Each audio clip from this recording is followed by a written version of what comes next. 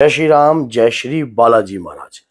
अगर आपके कोई भी मांगलिक कार्यों में अड़चन आ रही है, घर में पति पत्नी का तनाव बना हुआ है, घर में हर प्रकार की समस्या उत्पन्न है और घर के अंदर एक ऐसा माहौल क्रिएट रहता है कि जब भी पति पत्नी इकट्ठे बैठते हैं तो तनाव उत्पन्न हो जाता है और मांगलिक कार्य आपके घर में कोई हो नहीं रहा, विवाह शादियों में अड़चने बनी हुई हैं और ना ही किसी का रिश्ता हो पा रहा है। घर में 3 बच्चे हैं तो तीनों ही कुंवारे बैठे हैं।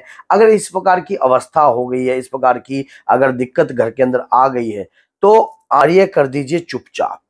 चुपचाप ये कार्य कर दीजिए, मांगलिक कार्य आपके घर में प्रारंभ हो जाएंगे। घर के अंदर अंदर अगर तंत्र किया गया होगा तो वो भी स्तंभित हो जाएगा और घर के अंदर अगर कोई ऐसे पितृ होंगे जो कि आपकी प्रेत योनि में गए होंगे, सर्प योनि में गए होंगे, अर्क योनि में गए होंगे, तो वो सब जो पितृ होंगे वो भी उनसे मुक्त हो जाएंगे। ऐसा क्या कार्य किया जा सकता है, क्योंकि उस दिन शिवरात्रि है और रात्रि में अगर कार्य करते हैं तो कार्य परिपूर्ण हो जाते हैं व्यक्ति के। अब वो कार्य कौन से हैं और किस प्रकार से करने हैं, नोट कर लीजिए इस बात को। आपने क्या करना है, 2.25 मीटर एक सफेद रंग का कपड़ा लेना है। जिसके घर के अंदर मांगलिक कार्य बंद है, जिनके घर में काफी जगह आप दिखा चुके हो और मांगलिक कार्य बंद है, जिनको लगता है कि उनके घर के पितृ जो है किसी ऐसी अवस्था में चले गए हैं जो उनको बार बार घर में सर्प दिखाई देते हैं या कुछ ऐसी चीजें दिखाई देती हैं जिसके बारे में आपको स्वप्न के माध्यम से भी आपको आपके पितृ जो है वो नंगे अवस्था में दिखाई देते हैं, कपड़ों के बगैर दिखाई देते हैं। तो ऐसे समय पर आपको ये कार्य करना है। 2.25 मीटर जो है सफेद रंग का कपड़ा ले लीजिए, पगड़ी वाला कपड़ा लेना है।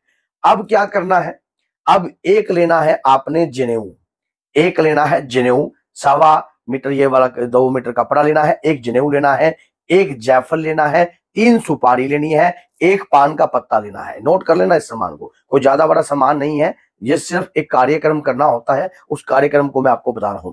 ये आपने ले लिया, ये उनके लिए है जिनके घर के अंदर किसी ना किसी प्रकार से मांगलिक कार्य रुक गए हैं, मांगलिक कार्य उनके घर में नहीं हो रहे हैं। अब आपने करना क्या है, इस पगड़ी से भगवान शिव को ये पगड़ी पहनानी है। इस कपड़े से घर से बनाकर ले जा सकते हो, आप थाली में सजाकर लेके जा सकते हो। वहां जाकर आप एक मिष्ठान भी ले लेना अपने घर से बनाकर। खीर का भोग उस दिन जरूर लगाना चाहिए, खीर का भोग जो है आपको तैयार करना है। और ये सामान ले जाने के बाद सबसे पहले भगवान शिव को, जिस प्रकार से भीड़ होगी आप सुबह भी जा सकते हो, मानो शिवरात्रि वाले दिन किसी भी समय जा सकते हो आप, जिसमें भी आपको लगता है कि खाली मंदिर होगा उस वक्त जाकर भगवान शिव को स्नान कराइए। पहले गंगा जल से, जल और गंगा जल से स्नान कराइए, फिर पंचामृत से स्नान कराइए, फिर दोबारा फिर स्नान कराइए। फिर उसके बाद भगवान शिव को हल्दी और चंदन का लेप लगाइए, त्रिपुंड लगाकर। अब उसके बाद क्या करना होता है, जो पगड़ी आपने बनाई है वो पगड़ी जो है महादेव को पहनानी है और उसके बाद जनेऊ पहनाना है।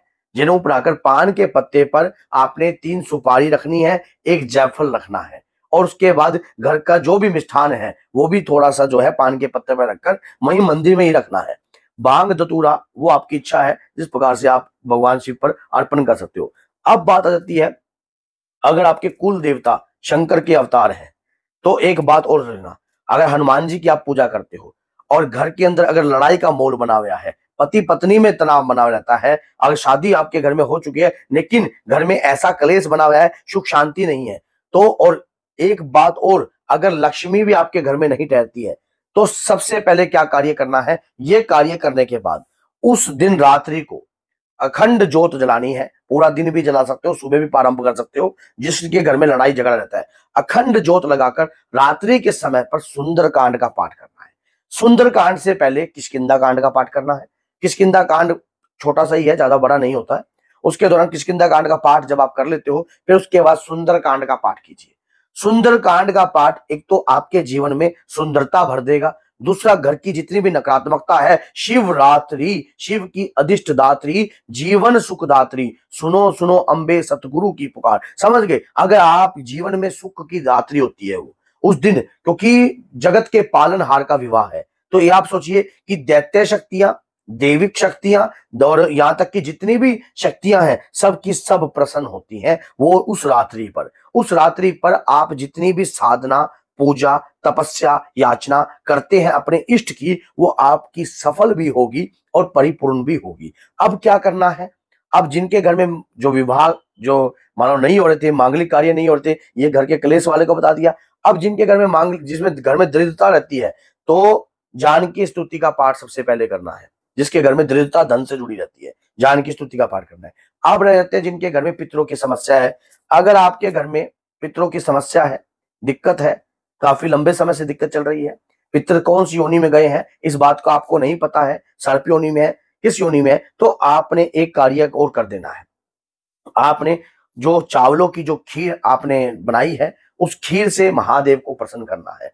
आपने पहले जल से स्नान कराना है, उसके बाद वही प्रक्रिया जो वो मैंने अभी बताई है, वही प्रक्रिया आप कर सकते हो। जल से स्नान कर खीर का भोग लगाना है, पान के पत्ते के ऊपर रखकर, पान के पत्ते के ऊपर रखकर खीर का भोग लगाना है महादेव को।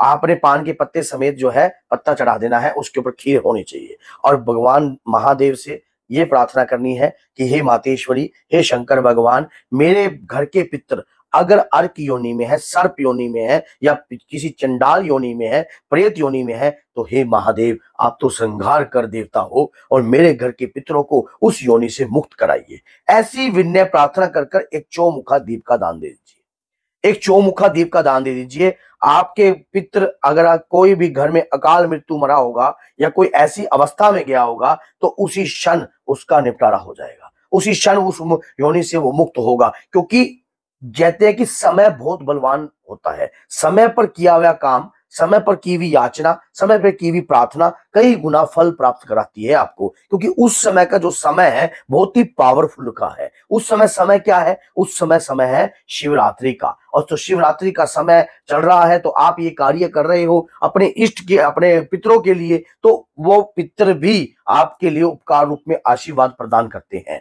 देखिए, अगर हम कुछ भी करते हैं, इसके बाद आपके परिवार में, आप स्वयं देख लेना, अगली शिवरात्रि, महाशिवरात्रि से आने से पहले आपके घर में मांगलिक कार्य प्रारंभ हो जाएंगे। घर के अंदर दिक्कत समस्याएं जो है वो सब दूर हो जाएंगी। अगर वीडियो अच्छी लगती है तो शेयर कीजिए और चैनल को सब्सक्राइब भी कीजिए।